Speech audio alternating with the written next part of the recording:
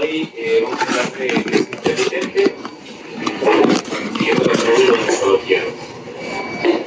Las modalidades que existen para dar una diálisis intermitente es la diálisis peritoneal, diálisis.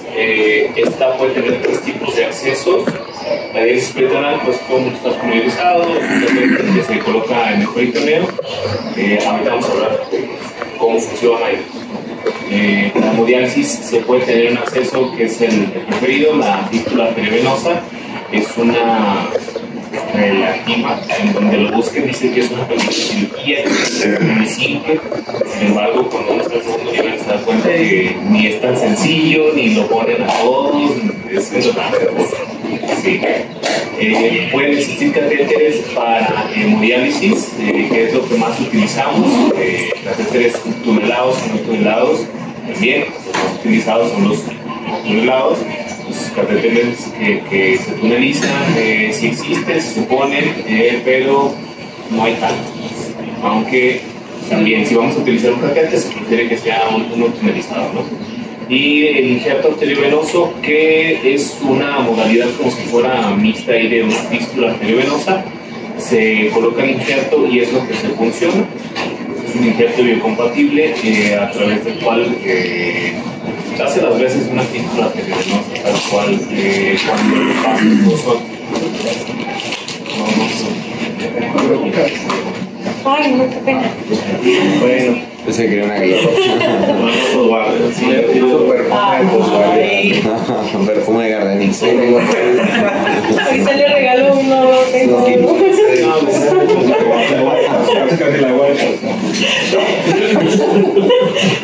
¡corte! Se edita en postproducción. La favorita es tengo todo el mes largo. Ahorita basta. Y bueno, el trasplante renal, que no es una modalidad de diálisis, es una terapia de sustitución renal que va a hacer todas las veces de el riñón, ¿no? Todas las funciones del riñón, que no nada más incluye el equilibrio del agua, ácido base y electrólitos, sino también las funciones endógenas, que es algo que no suplementamos con las terapias de diálisis. Lo primero que vamos a hablar es de la diálisis peritoneal. Esta es una técnica que se describió por primera vez en el siglo XIX en Alemania por el Dr. Barber, mientras se instiló una solución hipertónica en el peritoneo de una ramita laboratorio. Se encontró que posteriormente, a las horas, el volumen que se había inyectado era mayor, el volumen era mayor que el que se había inyectado. Entonces se le dio seguimiento a esta situación, a este fenómeno pues, que se había encontrado, y de forma inicial se vio que lo que se podía hacer era sacar líquido. Posteriormente se siguió investigando esta técnica y se analizó el líquido que resultaba de esta diálisis, pues, que en ese momento todavía no era una diálisis. Ante la administración de la solución salina hipertónica se obtenían también algunos electrolitos y urea. Entonces se empezó a investigar esto como un potencial tratamiento para la insuficiencia renal. Después se utilizaron soluciones que tenían otro tipo de electrolitos, algunas soluciones que tenían proteínas o aminoácidos, y por último las soluciones que tenían dextrosa, pero siempre soluciones hipertónicas, porque lo que hacían era pues hacer un paso osmolar de líquidos, ¿no? Esto fue evolucionando hasta que por ahí en 1950 la empresa Baxter empezó a diseñar bolsas de soluciones para diálisis, y vamos a ver los principios de la diálisis peritoneal, que si se fijan pues es básicamente lo mismo que de una hemodiálisis. Para una diálisis peritoneal necesitamos una membrana altamente vascularizada, que es el peritoneo, que nos va a dar una superficie de entre 1 y 2 metros cuadrados. El principio básico va a ser la difusión. Esta membrana va a permitir la difusión sobre todo de agua y algunos solutos del paciente hacia la cavidad abdominal, en donde se van a estar eliminando estas toxinas y este exceso de líquido. Posteriormente, otro de los mecanismos por el que va a funcionar es la ultrafiltración, ya que cuando nosotros instilamos una gran cantidad de fluido, esto va a hacer presión y va a ayudar a que pase o difunda más fácilmente solutos líquidos. Aquellos pacientes que no se encuentran aptos para que se les realice una diálisis peritoneal van a ser los que tengan adherencias. Ojo, esta es otra cuestión de los que nosotros veíamos bastante disminuido, ¿no? El paciente que tiene adherencias no es aquel paciente que tiene cirugías abdominales. Las adherencias solamente se ven hasta que se abre el paciente. Entonces, si le hacen una laparoscopía, pueden ver si tiene o no adherencias. No porque tenga una cirugía abdominal es igual a un paciente que no se le debe realizar una diálisis peritoneal.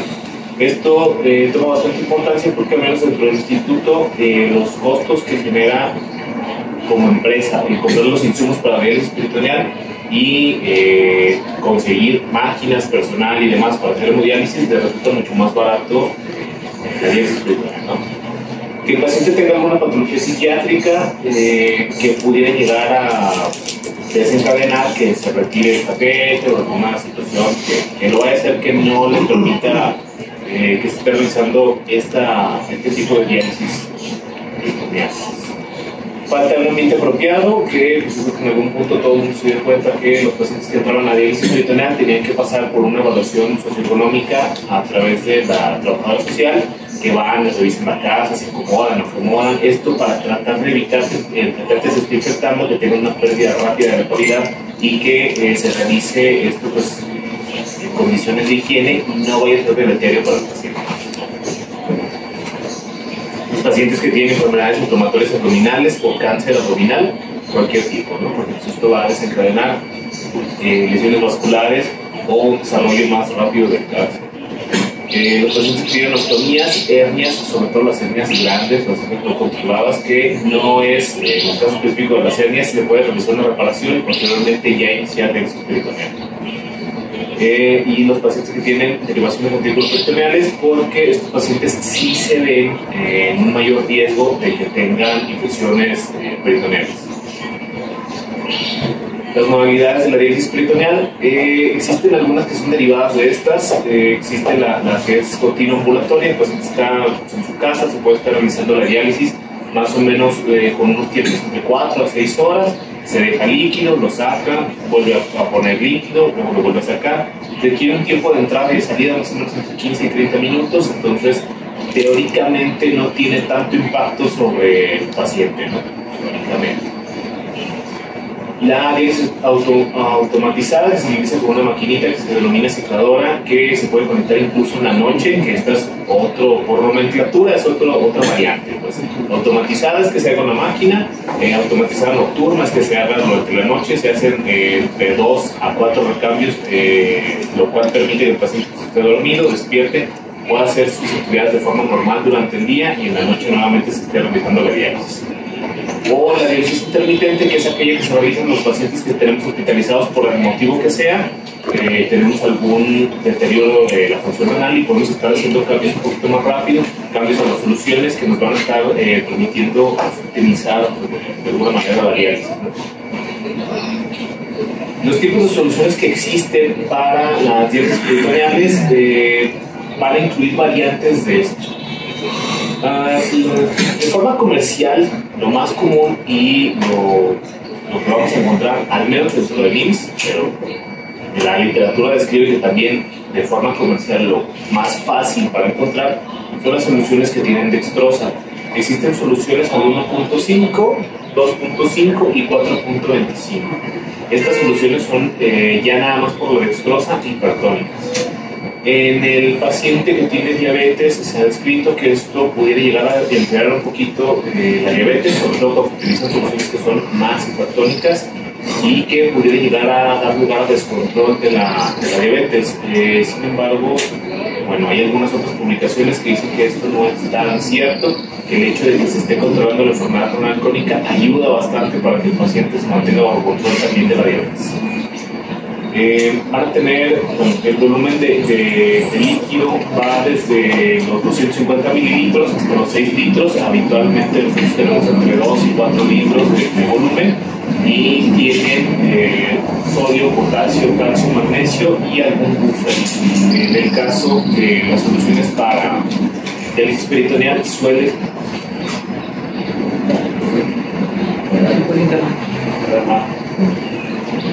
Bueno, en el caso de las soluciones para diálisis peritoneal suele ser el lactato. Para las soluciones de hemodiálisis habitualmente es bicarbonato. También existen las soluciones para diálisis peritoneal con bicarbonato. Un cambio del modelo. Pues como que se fue. No, creo que el modelo ya. Ni se desconectó, ¿no?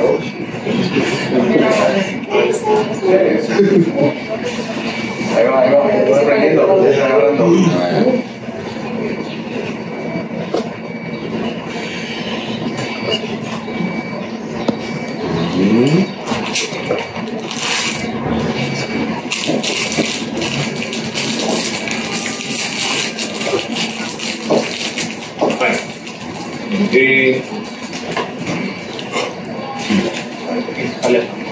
La diálisis peritoneal es una técnica que tradicionalmente se ha utilizado para hacer ambulatoria, o sea, afuera de los estudios.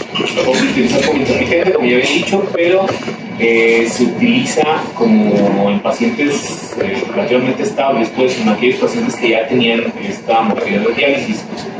Para colocar el catéter se puede hacer, ya hemos estado hablando de la enfermedad renal crónica, que es el principal contexto en el cual se utiliza. Se puede colocar este catéter de forma temprana en aquellos pacientes que ya sabemos que van a terminar en diálisis, ¿no? Entonces lo podemos hacer incluso desde unos 6 meses antes para que esto evite la formación de fugas, y si nos surge empezar la diálisis peritoneal lo podemos hacer con volúmenes un poco más bajos. Para esto podemos hablar de bolsas que tengan menos volumen, o de una bolsa de mayor volumen, no instilar tanto para evitar las fugas, que es lo que de repente nos llega a limitar un poco. El catéter habitualmente, o al menos institucionalmente, lo colocan los cirujanos, pero no es exclusivo de ellos. Los nefrólogos también pueden colocar, o suelen colocar los catéteres, y se puede colocar en el caso de una necesidad crónica, que son pacientes que ya tienen y van a quedar con una terapia de reemplazo renal a largo plazo. O también se puede utilizar en pacientes con necesidades agudas. En los pacientes que tienen lesión renal aguda se puede llegar a utilizar, dándonos las mismas ventajas que nos daría una modalidad continua, prisma. La estabilidad hemodinámica es la misma, la efectividad casi es la misma, con algunas pequeñas variantes. Dentro de la diálisis peritoneal existen aquellos pacientes que son transportadores rápidos y transportadores lentos. Esta es una nomenclatura que nos vale la pena que conozcamos cuando vamos a utilizar diálisis peritoneal. Los transportadores rápidos son aquellos pacientes que tienen una alta eficiencia, por lo cual se transporta de forma muy rápida los solutos que tiene la diálisis peritoneal. Entonces, en vez de que sean 4 o 6 horas, más o menos desde media hora hasta 2 horas, la diálisis ya se terminó. Cuando nosotros dejamos mucho tiempo, o sea, las 4 o 6 horas en cavidad de esa solución de diálisis, lo que va a pasar es que el paciente va a empezar a absorber la glucosa, y en vez de sacar líquido lo va a empezar a meter. Entonces nuestra diálisis, más que de beneficio, va a ser deleteria para el paciente. Esto de forma fenotípica lo podemos caracterizar así: el paciente va a sacar menos líquido del que se le metió cuando pasen las 4 o 6 horas de la diálisis. Si nosotros queremos evaluar la eficiencia de la diálisis, existen algunas herramientas de las que vamos a hablar posteriormente, para que nosotros sepamos si fue eficiente o no para sacar estos solutos. Hay calculadoras que nos pueden ayudar, y tenemos que hacer determinaciones en la solución de diálisis, ya sea para hemo o para diálisis, y determinación de la urea del paciente, ver también qué tanto baja, que es lo principal que nos va a ayudar para saber si el paciente va bien o no.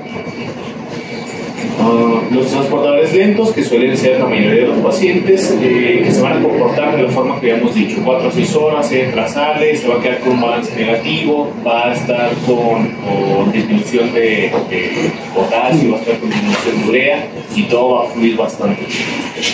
Hasta aquí de diálisis peritoneal. ¿Tiene alguna duda? Diálisis es la otra modalidad de terapia computacional que podemos utilizar nosotros de forma continua o intermitente, ¿no? Me parece que en la clase no voy a diálisis. Sí. Bueno, este es el material básico que se necesita para una hemodiálisis intermitente. Necesitamos un acceso que nos permita un flujo de salida de 200 a 500 mililitros por minuto y de entrada de 500 a 800 mililitros por minuto. Entonces, si vamos a utilizar un catéter, debe ser un catéter grueso. Si vamos a utilizar una fístula, supongo que en alguna ocasión han visto las fístulas, se forman unas venas bastante gruesas, ¿no? Y los injertos también pues, permiten un flujo bastante rápido. Más o menos en esto consiste una máquina de hemodiálisis. Empezamos en el paciente con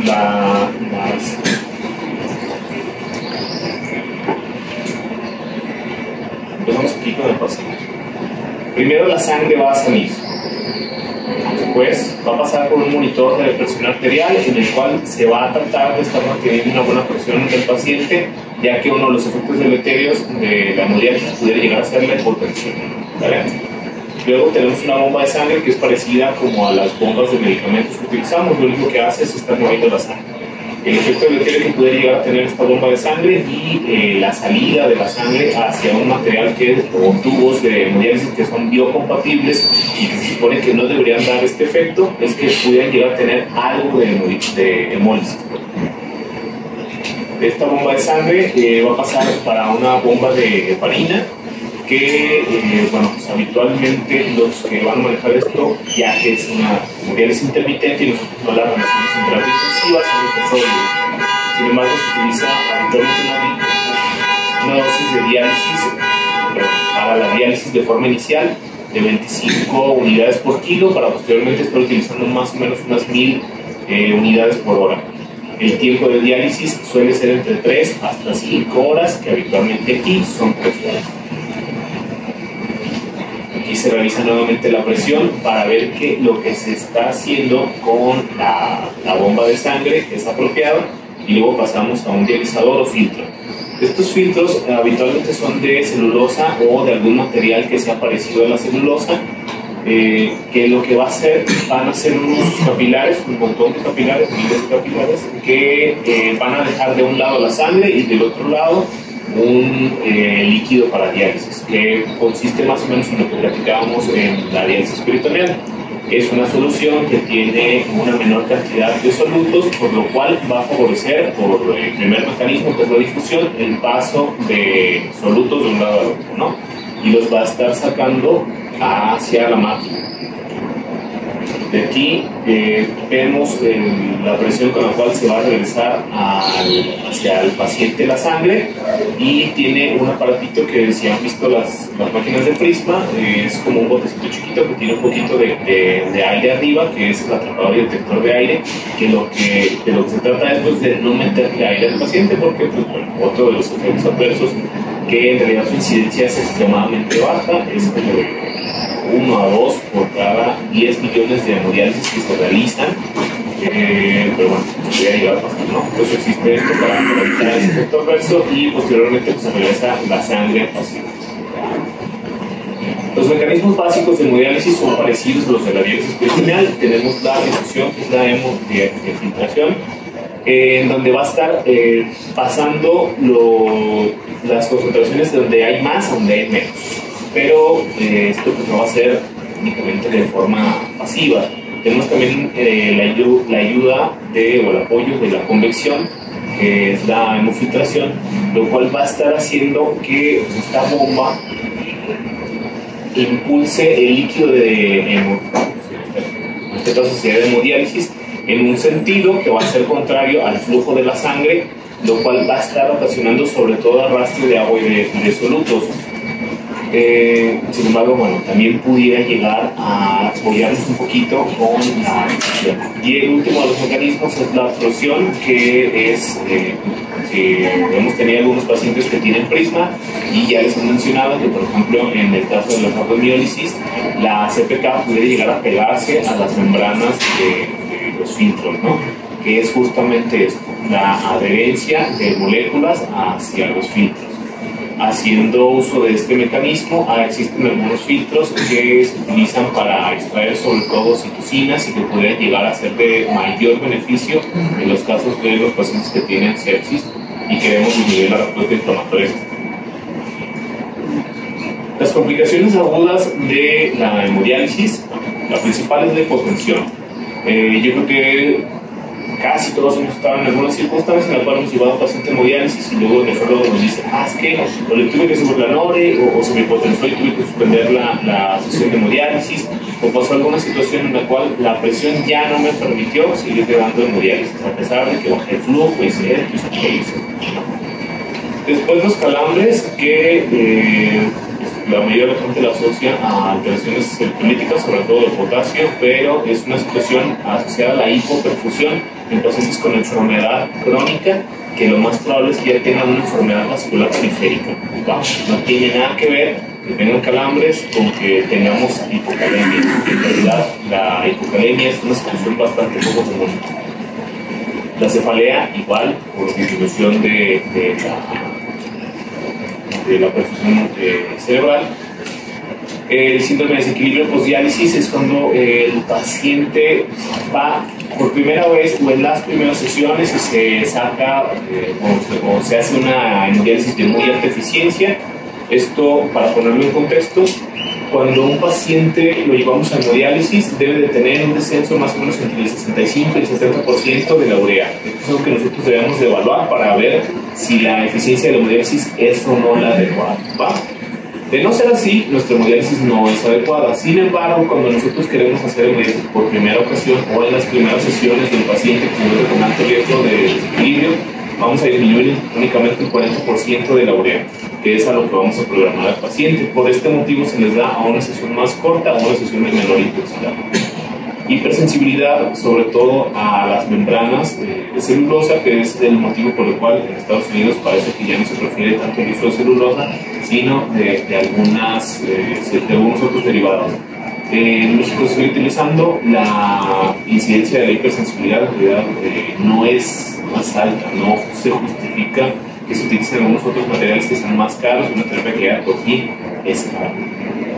Que el paciente tenga arritmias de angina, otra vez, tratamos pacientes que tienen patologías crónicas que le vamos a sacar flujo, le vamos a sacar sangre y en este contexto el paciente pudiera llegar a tener alteraciones como arritmias de angina que pudieran desencadenar en un infarto de miocardio si no recuperamos el volumen del paciente, sobre todo volumen efectivo, sin importar que el paciente se encuentre en la. Las infecciones que son relacionadas nada más a la permanencia y persistencia del catéter o del acceso vascular y también del uso de la máquina.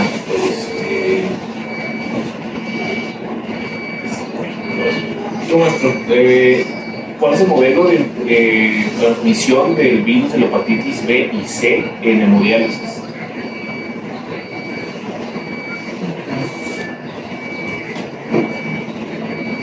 No, sí.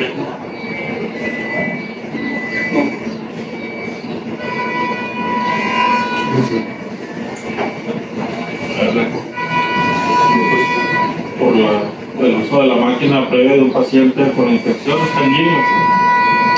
Sí, pero en realidad es una situación, es un error humano que está bien escrito, ya está muy bien estudiado. Y se supone que cuando nosotros tenemos un paciente que tiene VIH, hepatitis B o C, se utiliza una máquina que es exclusiva para esos pacientes. Esto, bueno, se justifica y no. En realidad, es un circuito cerrado, no se reutiliza ese circuito con otros pacientes, no debería haber contaminación cruzada entre estos pacientes. Sin embargo, lo que se ha demostrado es que el personal que atiende a los pacientes que está en hemodiálisis suele utilizar guantes y estos guantes los suele utilizar durante todo el turno. Entonces, si le llega a un paciente, tocan accesos venosos, tienen contacto con la sangre y esta sangre tiene contacto con las máquinas y estas máquinas se contaminan de sangre infectada. Vuelven a tocar esas máquinas, vuelven a tocar a otros pacientes sin haberse cambiado los guantes y tienen contacto con el acceso venoso y este paciente se contamina por ese medio, ¿no? Existen algunos otros modos de contaminación que son intrahospitalaria, pero lo que compete a este tema pues es... Ahora, con lo que les acabo de decir, doctor, tremendísimo doctor Alemán, ¿será lo mismo o será mejor diálisis peritoneal o hemodiálisis? No, depende del contexto. No, pues si tienes poco dinero, pues la diálisis peritoneal está bien, pues.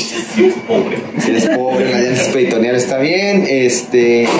A lo mejor pacientes que sean diabéticos descontrolados no les conviene tanto, porque usted dijo, estás teniendo problemas para manejar la glucemia, pues la diabetes. La sobrevida es muy similar, pues utilizando diálisis peritoneal en general, pero en el contexto de un paciente crítico creo que las dos son más o menos equivalentes. Exactamente lo mismo. Es más, en el paciente con diálisis peritoneal, la bolsita te ofrece la ventaja de que puedes utilizar el paciente que tiene, por ejemplo, una peritonitis, le puedes poner un antibiótico intraperitoneal.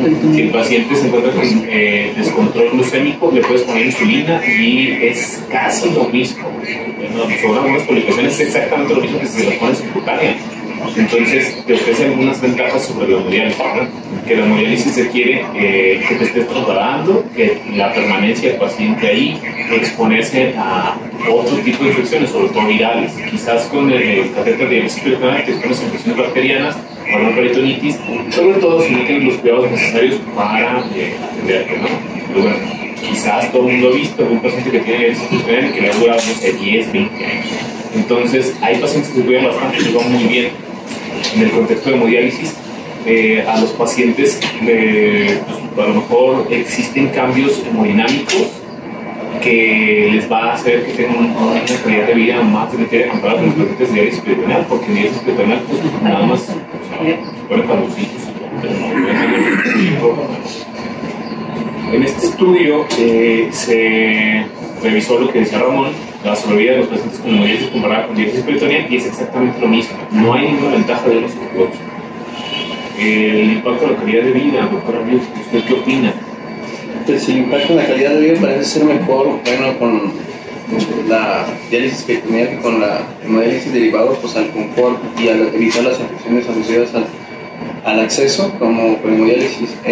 La cuestión sobre todo, pues igual el impacto económico es mayor en hemodiálisis sin posesión, y normalmente para tenerlos mejor dializados a comparación de la diálisis peritoneal requiere de mayores sesiones a la que se programan de manera general aquí en IMSS, que son 3 a la semana. O sea, la programación en general para tener mejor dializado tendría que ser en teoría más, pero igual como hemos visto al fin de semana la diálisis peritoneal como la hemodiálisis terminan siendo eficientes en el intercambio.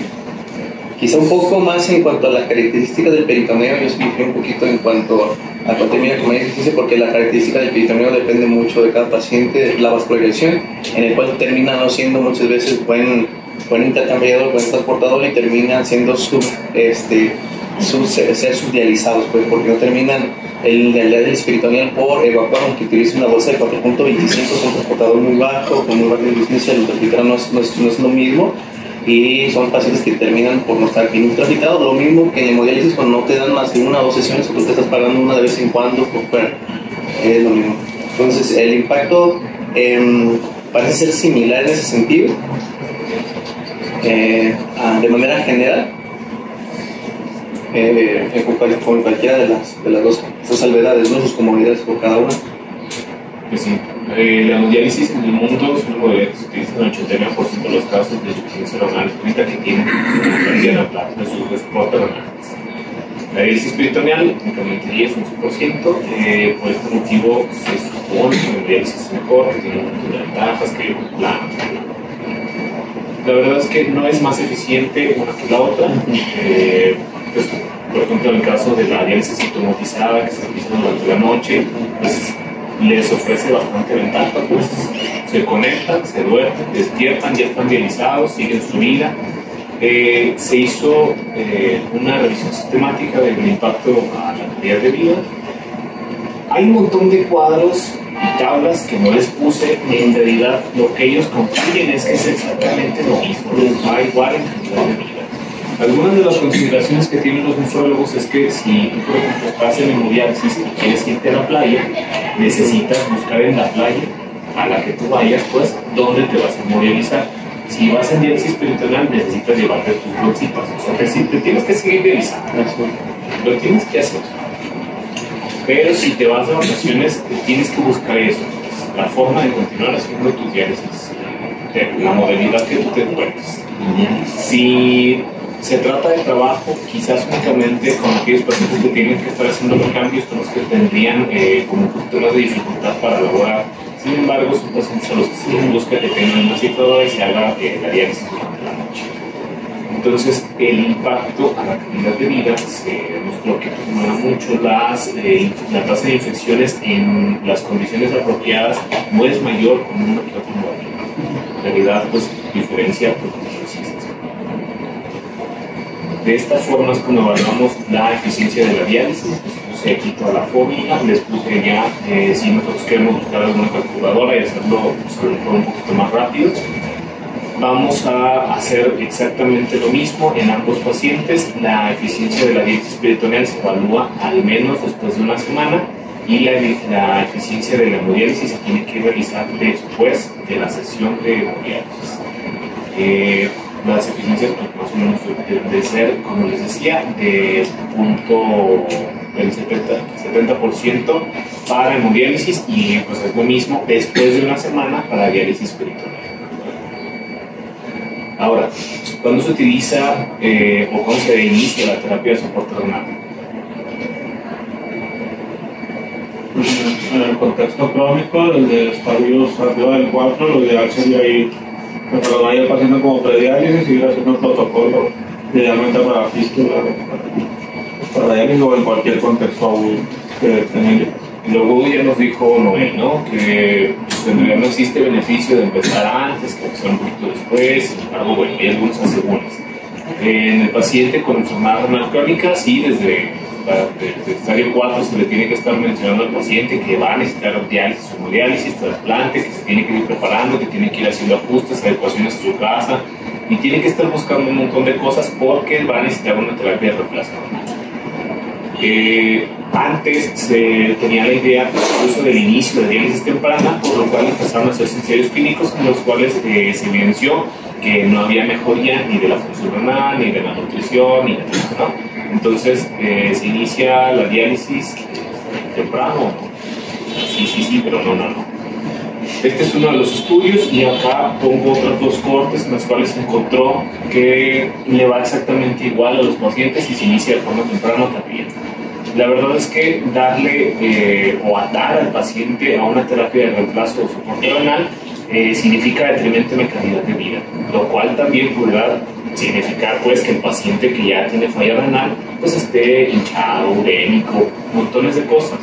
Entonces debemos encontrar el equilibrio en el cual el paciente puede tolerar los síntomas urémicos y ya necesita estar en una terapia de soporte renal. En este sentido, se recomendaba que los pacientes que tenían una tasa de filtrado glomerular por debajo de 15 ya debían de estarse preparando de una u otra forma para tener una terapia de reemplazo. Sin embargo, se recomienda que cuando están por debajo de 10 ya se considere seriamente iniciar una terapia de reemplazo renal, siendo entre 4 y 5 donde ya se inicia independientemente de cómo esté el paciente, ¿no? Porque ya va a tener alteraciones electrolíticas que quizás no se detecten, se va a hacer un poco más próximo y a veces sale más caro tener al paciente estar picando nada más para ver que no se le sube el potasio y no vaya a ser una arritmia letal, nada más porque no le estamos haciendo o ofreciendo una terapia de soporte renal. Y bueno, pues yo concluyo. Si hay alguna situación, pregunta, algo que haya leído que no haya mencionado o que difiera de lo que mencioné, adelante.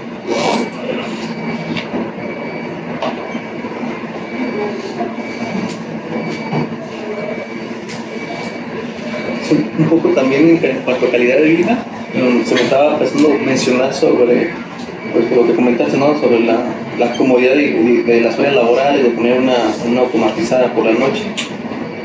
El otro, viéndolo desde el punto de vista de hemodiálisis, pues la gente prefiere de que como son sesiones de donde gastas 1 hora, 2 horas de tiempo de sesión, más lo de más o menos de transporte, terminan con la sensación de estar mejor dializados con la hemodiálisis y sentirse más cómodo pues, en la optimización del tiempo. Sin embargo, terminan la mayoría siendo más contraproducente en el sentido de la estabilidad hemodinámica, sobre todo en estudios en japoneses donde los pacientes que sometieron a hemodiálisis y registraron eventos de hipotensión, aumentó el riesgo cardiovascular, aumentaron los eventos cardiovasculares mayores, que son de las cosas que quizá en cuanto a calidad de vida llega a mermar un poquito más o ser más deleterio la estabilidad hemodinámica, que eso llegue a empeorar la cuestión cardiovascular en un momento y que aumenten los episodios de síncope, de eventos de infartos cerebrales, apoplejías, ictus y lo demás, que es donde quizá en la hemodiálisis pues un poco más agresiva se tolera menos que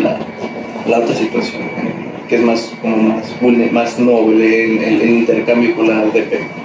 Pues es que es casi exactamente lo mismo que darte prisa. Pero están en tu casa. En ese sentido, de la calidad de vida, en el mundo existen máquinas que son incluso más pequeñas, que las puedes tener en casa, que te puedes dar diálisis. Es más, que si en alguna ocasión han visto películas francesas, han demostrado que hay como cabinas que llevan a los ranchitos, en los que no se cuenta con una unidad de hemodiálisis. Entonces llegan, la gente va, se dializa, se regresa a su casa y es todo, ¿no? Pues son máquinas más pequeñas que permiten este transporte. Sí, te lo digo así, no sé, de un goblazo, te puedes encontrar una máquina para hemodiálisis a lo mejor unos 100,000 pesos, más tú estás comprando los filtros y demás, te puedes hacer la hemodiálisis en tu casa, ¿no? Después de 3,100 de aislamiento, si tú quieres. Entonces, existen algunas alternativas que sí se ofrecen, que existen en el mundo, que quizás a lo mejor en algún momento vayamos aquí, pero al menos como para simples mortales no tenemos todavía acceso. Lo estoy buscando, a ver, que las máquinas para hemodiálisis en casa, México, no existe. Las tienes que comprar en otro lado y traerlas. O sea, se puede hacer, pero no está tan fácil. Entonces, sí se podría llegar a realizar, pero es más complejo, ¿no? En lo de salir y hacer cosas y actividades y demás.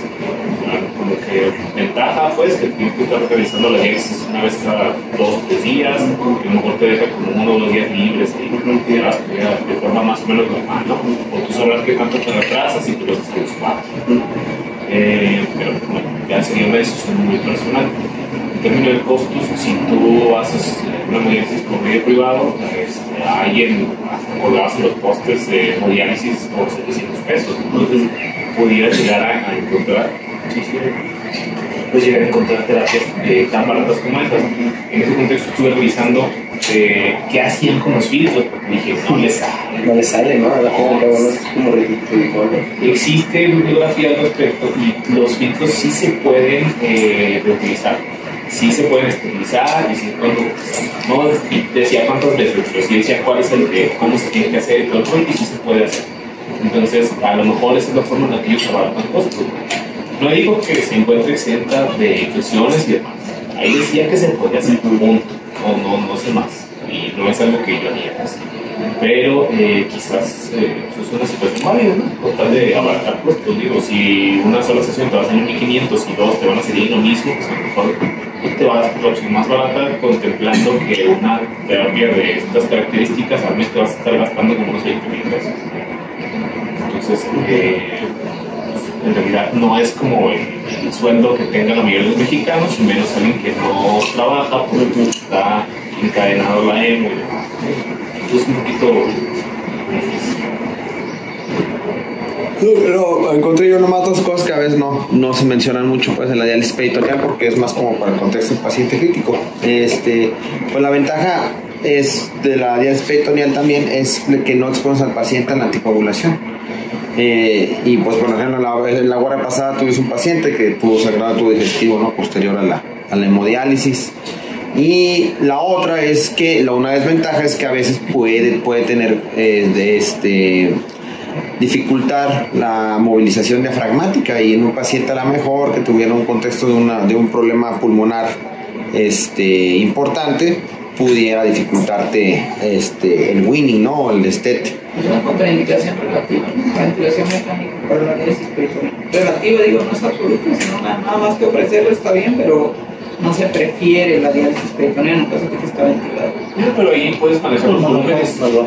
Mayor seca, ¿no? Y mayor frecuencia de cambio con mayor. Es que ahí tienes alternativas, pues no es como, métale 4 litros. Por eso, pues, no es una contraindicación absoluta, pero sí es una relativa. No se prefiere por la disminución de la confianza secundaria.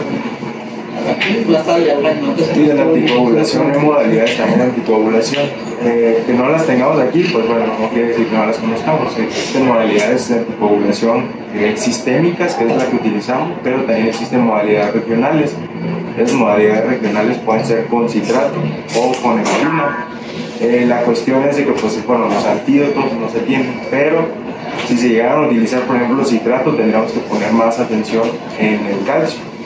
Entonces, pues bueno, de esa manera, en teoría, en un primer mundo, pues ellos utilizan esas modalidades y le evitan la sobrecoagulación a los pacientes, evitan los riesgos de esa sobrecoagulación.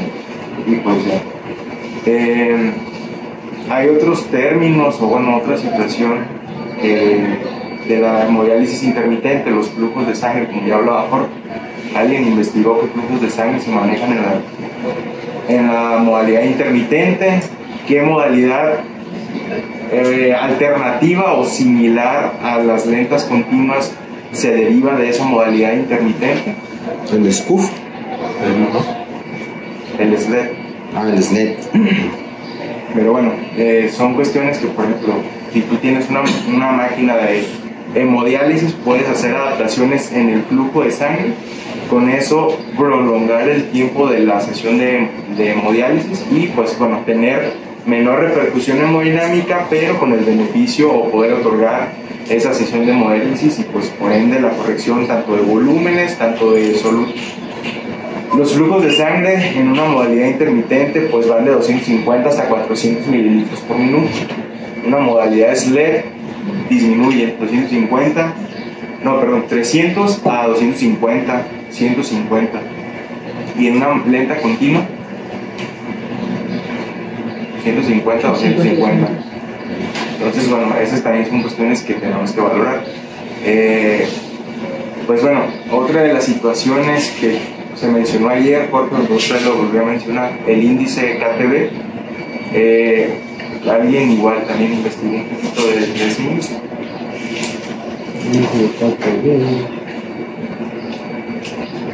Bueno, como ya también lo comentó Jorge, ese índice utiliza o se usa para valorar la eficacia a través de la urea. La cuestión de la urea en un paciente renal, pues sí, renal crónico, pues sí nos brinda ese beneficio. Es una molécula que desafortunadamente, pues en teoría es de bajo peso molecular. Entonces, pues realmente la eficacia se va a medir solamente de las sustancias de bajo peso molecular, pero si ya nosotros tenemos alguna intoxicación por una molécula de alto peso molecular, por ejemplo una RAP, y en el caso de un contexto de una lesión renal aguda, también es otra de las situaciones que todavía no hay un consenso de cuál sería el punto de corte, pero bueno, ese índice en un contexto crónico pues sí es benéfico, o bueno, sí pudiera llegar a ser confiable, pero en un contexto pues ya de una lesión renal aguda pues no nos brinda ese beneficio. ¿Por qué? Por lo que ya veníamos comentando en las clases, son pacientes muy dinámicos, son pacientes que si haces una corrección de la causa que llevó al paciente a la lesión renal aguda, incluso sin otorgar una terapia sustitutiva puedes tener la corrección de esa situación, y pues si se otorga la terapia de reemplazo renal, pues lo que estás midiendo urea, y como ya habíamos comentado, probablemente no sea o no haya una modificación de esa misma urea en una manera tan abrupta. No, de la SLED, lo que también había visto yo, una de las desventajas nada más que tenía era en el caso de una, pues el contexto de una intoxicación, vamos a ver, por ejemplo, quieres remover las partículas, ¿no? Que es más lenta, pues. Entonces cada uno ofrece sus ventajas y desventajas, ¿no? Es más lenta, y en el caso, por ejemplo, de la intermitente, pues donde se ha visto que tiene más desventajas es en pacientes con lesión cerebral, porque te puede ocasionar por la presente, como no controlas bien los flujos, todo eso es más intenso, pues puede provocarte edema cerebral y hipotensiones, ¿no? En comparación con la otra, con el SLED o con la terapia de reemplazo renal intermitente continua. conectivo. Hay un montón de terapias intermedias entre prisma e intermitente. Hay de 16 horas, de 12 horas, de 18 horas, que en realidad no cambia tanto, es una prisma más cortita. Para lo que te ayuda, sobre todo, es para, no sé, tienes una máquina de prisma y necesitas darle a 2 pacientes, le doy 12 y 12 horas. O sea, pero no es como, sí, es mucho mejor que fulana. O sea, lo que te aporta es esto: más estabilidad hemodinámica, flujos un poco más lentos y que la distribución de recursos. Eso es lo que te puede llevar, pero no existe alguna diferencia con que. O sea, en realidad, las terapias de soporte renal no son tan diferentes una de la otra. Tienen variaciones mínimas, incluso en los principios básicos, ¿no? Son muy parecidas. Entonces, te puedes encontrar más cosas de la nomenclatura de algunas otras que van a ser exactamente lo mismo. He hablado mucho en este contexto porque normalmente están sobresaturados los turnos en las hemodiálisis y obviamente pues no es como que en cuanto a requerimientos aquí mismo dentro del hospital, el darle a un paciente una terapia exclusiva de tal tipo, ocupando pues esos lugares que se tienen dados ya de antemano, pero esto en un segundo nivel lo que veamos, ¿no? Que no, pues es que en segundo nivel todo super agendado. Aquí se sacrifica su turno por pasar esta urgencia, no, pues ya me voy a ubicar. El esquivel lo sacamos. Y realmente pues, no, pues para eso mejor dejan la prisma, ¿no? Para otro tipo de Ahí, si te pones en contexto, ¿qué necesitas? ¿Tienes prisa o no tienes prisa? Y si tienes prisa, ¿qué tan hemodinámicamente está el paciente? Entonces, si está bien y tienes mucha prisa, convencional. Si el paciente tiene prisa, pero no está tan bien hemodinámicamente, alguna de las lentas, ¿sale? Desde diálisis peritoneal, que incluso existe una guía internacional para el uso de diálisis peritoneal en contexto agudo, que está súper tercermundista, pero súper tercermundista. No, neta, o sea, porque les dice, ok, puedes utilizar un catéter para diálisis peritoneal, un catéter por la cochina, que todo el mundo conoce, que tiene su cosa ya está radiopaja y bla, bla. Pero también puedes utilizar una sonda Foley, o puedes utilizar una sonda Nela, o puedes utilizar una sonda nasogástrica, cualquier tubo que le llegue hasta allá y que meta y saque agua. Es lo que necesitas. Y eso dice, y te pone un nivel de evidencia así como 2B. Y dices, órale. Entonces, en realidad ellos ponen mucho contexto para darle así de que necesitas, úsala. ¿Cómo? Como puedas, pero úsala. ¿Vale? Es preferible que lo hagas a que el paciente se te muera. Esa es la conclusión de esa guía. En realidad, más o menos, pues sí, no dice nada que sea mentira. Sobre todo, hace mucho énfasis en esto, en la estabilidad hemodinámica del paciente. Entonces, si tú te enfocas a que no tienes prisma, pero tienes diálisis peritoneal, le puedes pedir a lo mejor al nefrólogo que la mano, al cirujano. Luego los cirujanos sí te piden de que no, pero póngale el catéter y úselo en 2 años si quiere, porque luego va a jugar. Pero si nosotros utilizamos un volumen un poco más bajo, podemos llegar a usar pues la diálisis peritoneal de forma efectiva. Eso sería como, no sería una de nuestras competencias, pues sería algo que aprendíamos a hacer las percutáneas. Digo, debería ser una. No sé quién es, ¿verdad? Pero se perdió pues con el tiempo. Pues le Dando las complicaciones que pudieron llegar a presentar. Sí, deberíamos de saber. Es que no se ve un nivel, no hay no hay hemodiálisis. Es lo que dice el doctor Ramos. No, por eso, por A los ese parecer. internistas de antes, que ya no me tocó, pero los de antes ponían los catéteres fijos. Sí, no. Y te cuentan, ¿no? Y que el fierro, y que lo más sonaba el Entonces, ahí se tocó hacer, y se supone que era el equivalente de tú como internista intensivista en el foro pongas un majurca para una hemodiálisis. Era el equivalente. Entonces, sí se hacía. Yo en algún punto, hace unos 2 años, recibí una capacitación para forjar catéteres percutáneos. A mí no se me hace ser tan seguro, y en mi experiencia yo estuve viendo que se ve varos perforados. Yo sería algo que no me aventaría. Se supone que debería ser una competencia, pero para evitar complicaciones se prefiere que lo haga el especialista. Pero en realidad sí era seguro, es como un lavado peritoneal que hacen los cirujanos, porque, por ejemplo, a mí me tocó en la residencia de medicina interna, teníamos un montón de catéteres. En Monterrey había mucho, no sé si O sea, no sé la incidencia de Monterrey y de aquí de Guadalajara, pero en Monterrey había mucho. Y nunca tuvimos una complicación. Y por guardia casi te tocaban de a dos. Sí, es algo que decía que Dice hacía el mucho. doctor Jorge, donde se fue perdiendo la competencia poco a poco, pues. Tal vez. Es como el- En los señales que tienen las unidades de internet tampoco se hace, pero sí. A mí me enseñó otra internet que aprendí de un videito. Eso es válido, del doctor Pest. Así pero nos importa. Porque, sí, pero en este caso, de cada 3 carpetas uno se perforaba. Entonces no se me decía que fuera justo para el paciente. Yo por eso yo no hago. Es que aparte no tenemos aquí ni bolsas de diálisis. Ah, bueno, No, pero en el segundo nivel sí. sí, no. Sí. La experiencia que tuve en la R1 me tocó a mí, ¿verdad? Pero la R1 que iba derivada hacia Nefro, venía alguien de la 46 y en una sala adaptada, pues en el R1, desde el R1 ella, pues R1 de MI, pues que estaba rotando ahí, colocaba las DP con adiestramiento y la curva de aprendizaje era muy rápido y hasta el momento no vi complicaciones por perforación en ese año que estuve, pues que las hacían, ¿no? Pero se me hizo algo muy interesante. La otra situación es en el contexto de paciente crítico, estamos viendo, y sobre todo que en el contexto en el que más se utiliza la DP en agudo aquí, que es más por sobrecarga, en algunas otras ocasiones lo hemos hecho porque también claudica el riñón por la CPK, ¿no? O por la cuestión de las moléculas de alto peso molecular, los CPK 17.000.2 kilodaltons. Si la DP puede dializar esas moléculas, estamos viendo ahorita que no, es de muy baja eficiencia para poder ver. Entonces yo creo que más sería como contextualizar que si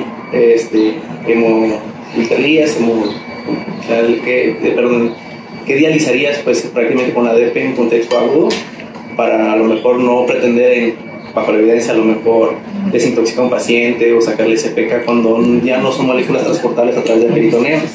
Pero lejos de otro tipo de urgencias dialíticas por otro tipo de situaciones, yo creo que es una posibilidad para abordar. Dice, había internistas antes, internistas ahora. Y lo interconsulta. Yo he visto Mariano, un neurólogos comentario que tengas que son muy buenos. Por profesor, los criterios de diálisis de urgencia los tomas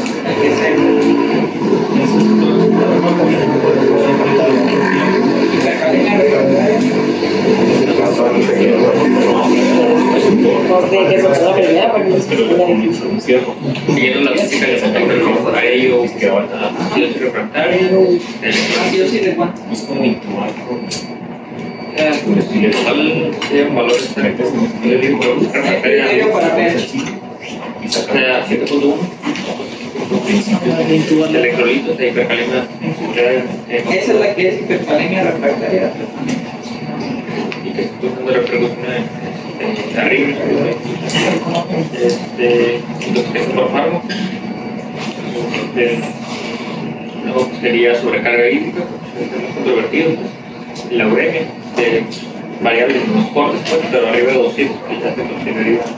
Porque que esté costando también, no sé, proteurémica o proteurémica, pues. No importa que no tenga 200, pero si tiene algún dato de uremia, como tal, porque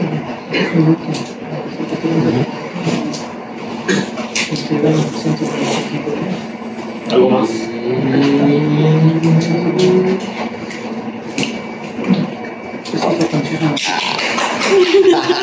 Hicimos 7